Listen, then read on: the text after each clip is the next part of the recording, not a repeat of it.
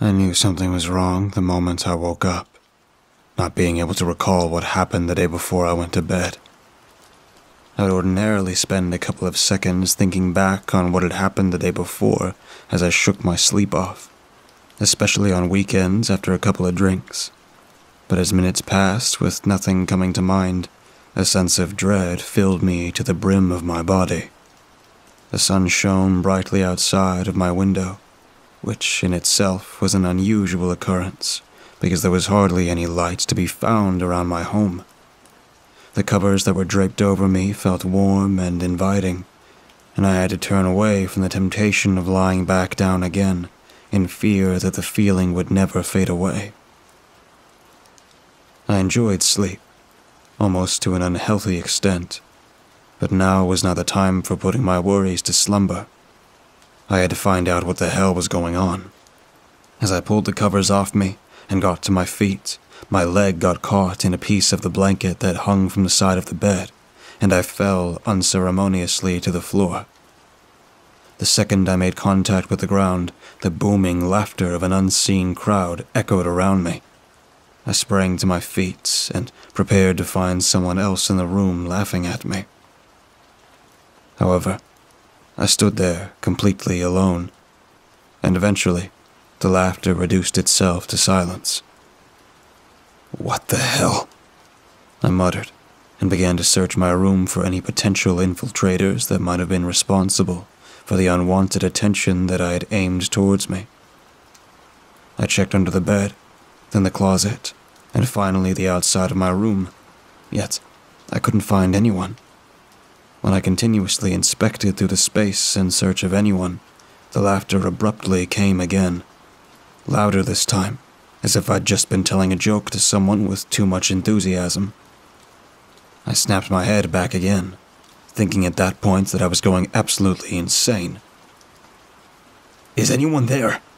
I yelled angrily into the open air, hoping that my irritated tone would be enough to force whoever was there to reveal themselves. At first, I thought that it was my older brother, Ryan, who was responsible for this. Had he concocted some kind of idiotic prank to entertain him? This was just like him. "Sweetie," came a voice from outside the door. "Breakfast is ready. Hurry up or you'll oversleep again." "Coming, Mom." The words slipped out of me before I could hope to stop them. They just seemed to come out on autopilot, and I stood there in silence for what felt like hours, trying my best to piece together what the hell was happening. Before I knew it, I was already getting dressed, picking out clothes from the closet that I liked, and brushed my hair to look presentable in time for breakfast. Just as I was about to exit the room, my eyes landed on the phone on my nightstand. I picked it up and noticed that the screen was all static and making these weird noises like a broken TV or something. Suddenly, with a loud bang, the phone exploded into tiny pieces all around the room. And all I was left with was a pretty dismal piece of technology that could hardly be used for anything anymore, much less calls. "Well, this sucks," I said, and instantly, the echoes of loud laughing returned in my room. They were more rambunctious than before, and I could even make out what sounded like someone literally dying of a laughing overdose. As much as I wanted to stick around to try and locate the source, my body instead moved to the door, and I walked out the hallway and down the stairs to the kitchen without pause. I spotted my mother standing there with her back turned to me, washing dishes in the sink. Her hair was a golden color that hung loose down her back, and she wore one of her most prized aprons. "Good morning," I said, and sat down to a plate of sunny-side eggs and bacon before me. It was my favorite meal, and the scent was to die for. Without a moment to waste, I happily started digging into the food like a starved animal. As I ate, I noticed that the food didn't have any flavor to it, like eating paper, but I still ate it without complaints. While I devoured the food greedily, more laughing continued to echo around me. But this time, I did my best to ignore it. "Good morning, dear," my mother greeted me without turning her face away from the dishes. "Did you sleep well?" I paused, swallowing a mouthful of eggs before I answered.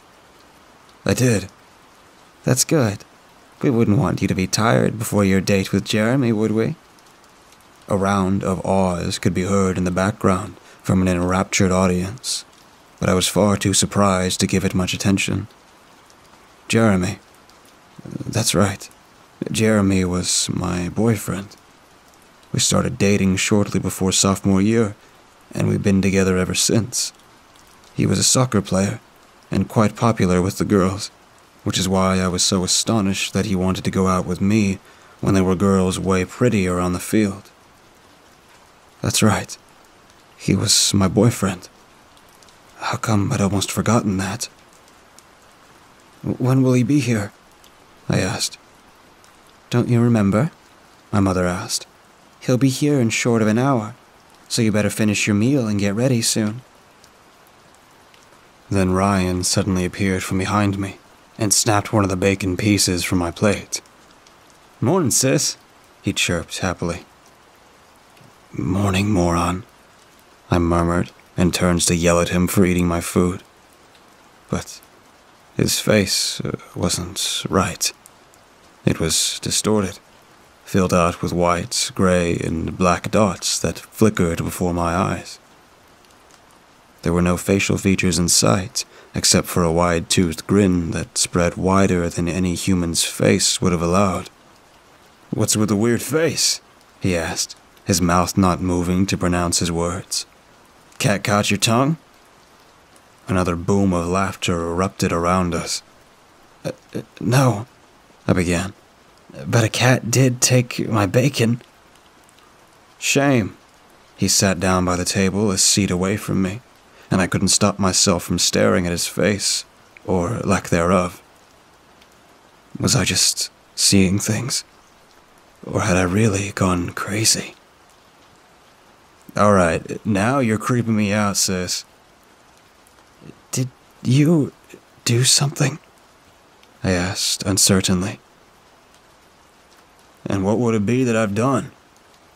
I don't know, but you're always up to something," I said, picking on my food as I'd lost all my appetite. "I thought I heard something this morning." "Heard what?" he asked. "Laughter." The room went completely silent, and I noticed that my mother had stopped washing the dishes, although she had been washing the same plate now for the past 10 minutes. Ryan didn't say anything, and his static face didn't allow me to detect any changes in his expressions. It was as if he had been frozen in time, and not even his chest heaved with his breaths. "Hey, I don't know what's going on with you, sis, but how about we watch another episode of The Big Bang Theory to get your head where it's supposed to be?" Ryan asked, completely avoiding my question as if he hadn't heard it or simply didn't care. He got to his feet and began to make his way to the living room to prep the TV. "Yeah, sure," I said, and picked up my plate, which had now been completely emptied of any scrapes or smudges of grease. It had been completely cleaned, right under my nose, as if nothing had even been on it. And yet, I carried it with me to my mother and placed it next to the sink. "Thank you for the food," I said, and watched as my mother turned her face to me. It was static and distorted as well, flickering just like Ryan's face did. She had nothing there that resembled a human face. No nose, no mouth, not even a pair of eyes. It was all just wrong. "You're welcome, sweetie," she said happily, and ran a hand through my hair. It didn't leave any water on me, even though she had just been washing dishes with them. "Now, go join your brother in the living room. I'm sure an episode of your favorite show will cheer you up." As she pulled her arms back to resume her seemingly never-ending task, I saw the many cuts and bruises that decorated her exposed skin. Some of the cuts were old and had blended in with her skin, but some of them were fresh and pouring with blood from her wrist, as if she had just carved on it. "Mom?" I asked, weighing my words with heavy deliberation. "Are you all right?" She was silent for a moment before she answered. "Of course, dear. Whatever would be the problem?" "Nothing. It's just that I miss you." The last 3 words poured out of me, and I hadn't even intended for them to be there. Or had I? "Why would you miss me, sweetie? I'm right here, aren't I? This is what you wanted, isn't it?" Her voice suddenly changed to a deeper tone, almost sounding like it belonged to a man, but the tone was too distorted and twisted for me to recognize. All I knew was that it didn't belong to her. "What did you say?" I asked. But by then she had begun to wash the plate again, humming softly to herself as she did her chore with no worry in the world. "Sis, I'm watching this without you if you don't get your big butt in here right now," Ryan called from the living room. I spent a second more looking at my mother, watching as the blood from her wrist poured onto the counter by the drops, before I cautiously turned to get to the living room. Ryan was seated on the couch, watching me anticipatedly with that unnerving smile still glued onto him. I nervously sat down next to him and aimed my attention to the TV, expecting to see the opening credits of The Big Bang Theory playing on the screen. But there was no opening. It was just static, flickering with monotonous colors just like Ryan and Mom's faces did. I hesitantly turned to ask if there was something wrong with the screen when he began to sing the tone of the opening as if it was playing in front of him. "Our whole universe is in a hot, dense state when nearly 14 billion years ago expansion started." And he continued like that until the end of the song.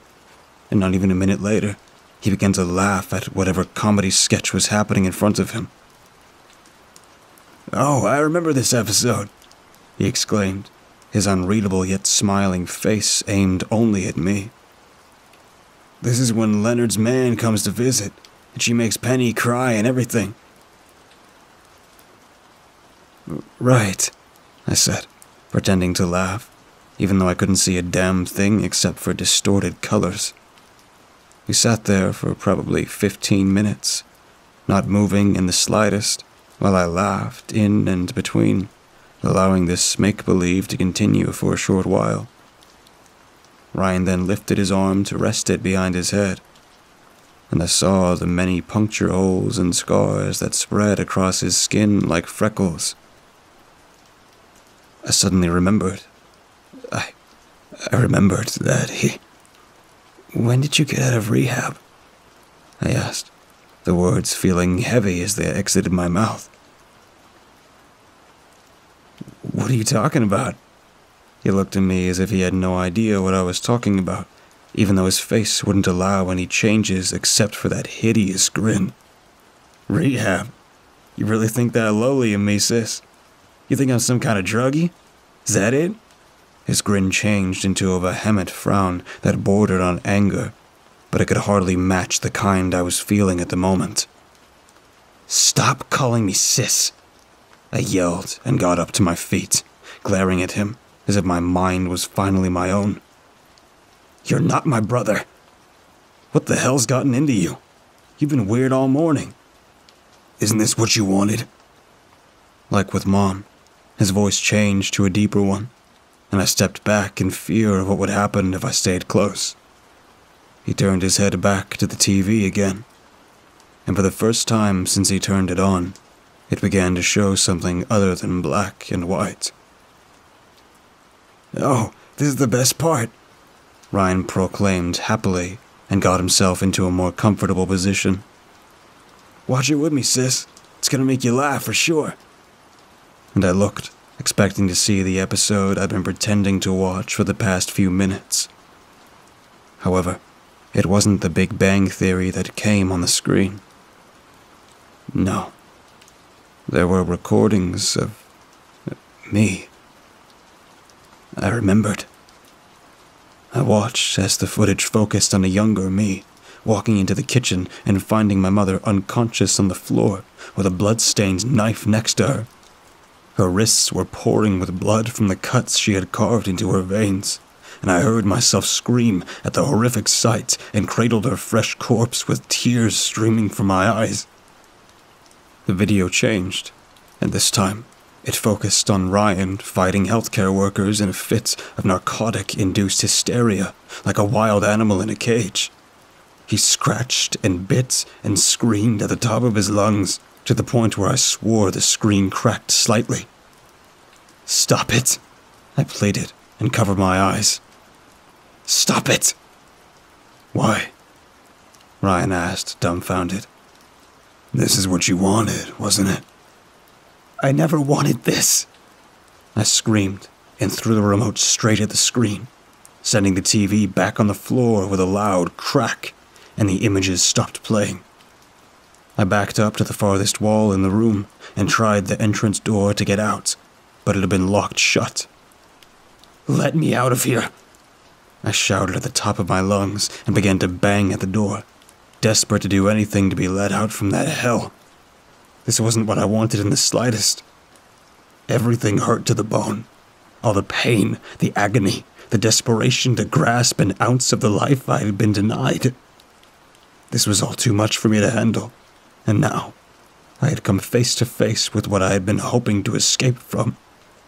"Sweetie, this is what you wanted," I heard my mother say from somewhere in the back, her tone kind and welcoming, unlike what she had been before. This deceiving feeling of contentment that seeped off her from where she stood was like a toxin and was poisoning us all. Poisoning me. I slowly turned around, seeing Ryan and my mother standing there, still as statues, with their faces still flickering. "This is what you wanted," they spoke in unison, their voices not theirs anymore. "This is what you always wanted, wasn't it?" "Who the hell are you?" I whispered and pushed myself as far back as the wall would allow me. "You remember me." The TV began to move, and the static cracked open. A long, thin, static arm came out of the gaping hole and slowly started to climb out and onto the floor. Its limbs were long and disproportionate, flashing with distorted images like the screen it had escaped from. Once it was out, it got up to its full height, towering over all of us, to the point where it had to bend its head under the ceiling to move freely. It tilted its head at me, like a curious creature in need of understanding. "Why are you rejecting the gift I provided you with?" Its voice sounded like it was comprised of segments from different channels, one for each word it spoke. "I never wanted this. This isn't what I wanted," I retaliated. "Is it not?" it asked. "You wanted a perfect home. A mother who adored you. A healthy but mischievous brother. A nice boyfriend. A good life. That's what you asked of me. And I delivered." I fell to my knees and covered my face as I sobbed. "I want to go home." "But sweetie," my mother said in her normal voice, "this is your home." "No, it's not." "Then what is your desire?" "Just let me leave," I pleaded with it. Silence filled the room again, and I relished in the ability to hear nothingness. "Very well," said the creature. "As you wish." I sat up, drenched in sweat, and my heart beating 1,000 miles an hour, gasping for air like a drowned man who had just reached the surface. If you've ever been held underwater for longer than you can hold your breath, you know exactly what I'm talking about. It hurts all over, your muscles ache, and it pains you more to breathe than it did under the water. "Miss, "You're up," said my therapist, taking down some notes on his notepad. There was a subtle smile painted on his lips, akin to a Picasso painting, and the longer I looked at him from where I sat in my chair opposite of him, the more I felt inclined to take those bleached teeth straight from his jaws and force them down his throat. The TV that stood in front of me continued to flicker, as was the intent for this kind of treatment. I didn't know much of it, and at the time I could care less. All I had been promised was that I would be free of the pain that continued to torment me every single day of my life since my mother's suicide and my brother's descent into madness from his addiction. I didn't know the specifics, and I didn't need to know them.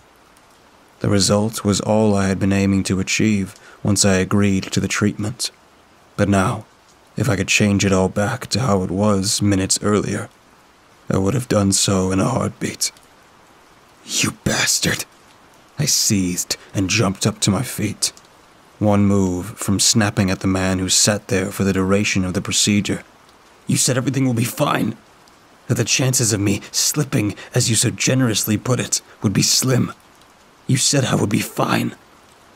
"I never specifically stated that it would be guaranteed," he pointed out nonchalantly, his smile never fading as he continued to scribble down whatever came to his mind. "You're one of the first ones who tried this treatment, and your experience will be useful for further development.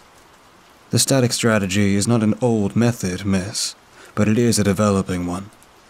One that can help us delve into the minds of those who suffer, such as yourself." "Like hell!" Without hesitating, I picked up the remote and threw it straight at the TV with as much strength as I could muster. It successfully landed a blow to the screen, shattering it into 1,000 pieces and rendering it ultimately useless. Still, it continued to flicker with those black and white dots, and it only added more salt to the open wound that was my mental stability. "You said this would help, you shrink.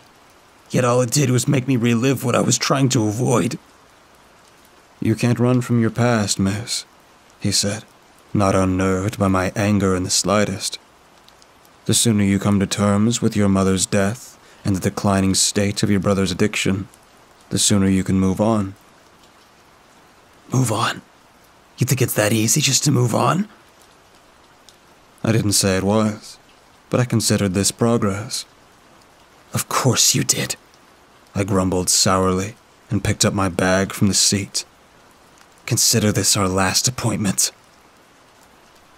"Before you go," he put the notepad aside and folded his hands together. "How was it to go back there, to an ideal life?" "It wasn't ideal." "It must have been, for a short while, that is." "It was fake." "You knew the risk when you agreed to the treatment. This is what you wanted.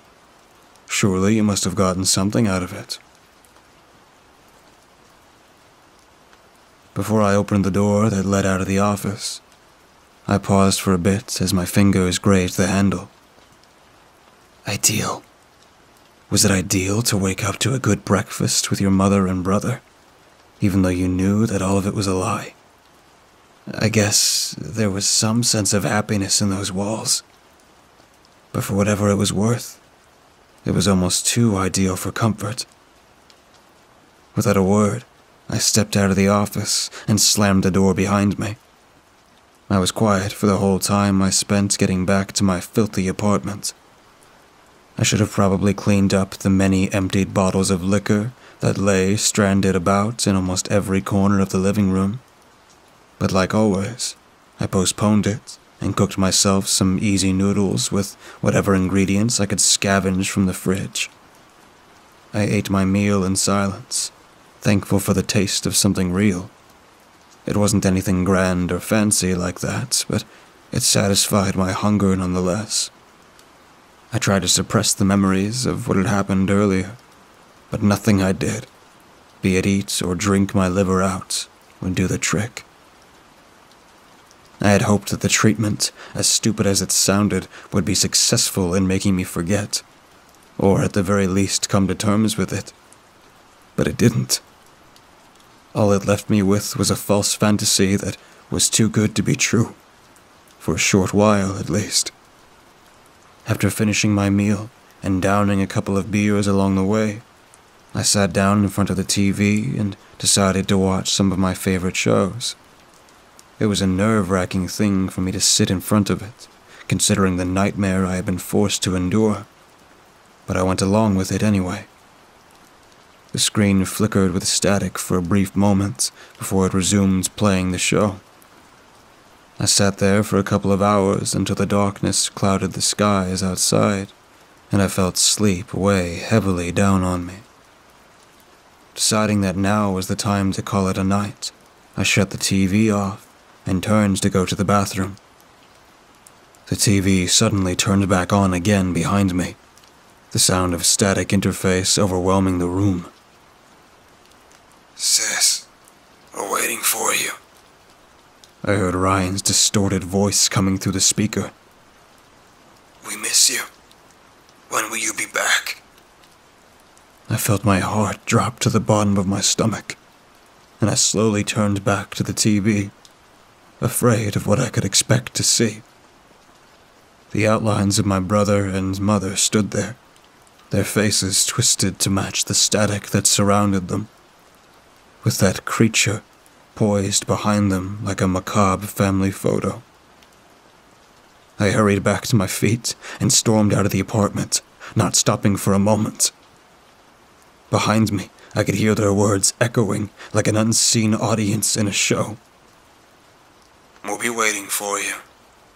We're always going to wait for you."